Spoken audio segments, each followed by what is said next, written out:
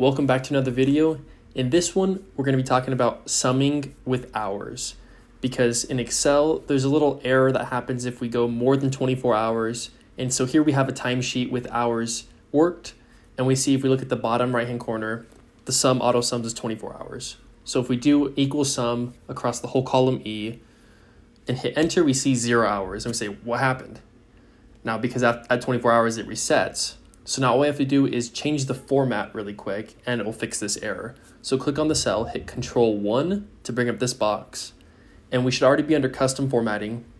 And where it says H:MM under the type, we're going to put a bracket before H and a bracket after H. Hit OK, and then we'll see it fixed it. And now we test this. We add a few more hours, add another hour, we see 25. And we take off an hour, see if it can go below 24, 23 hours. And let's do an even bigger one. Say we go to 1:30. Let's see what happens. To 5.5 hours worked that day, 28 hours total. I hope this helps, and have a great day.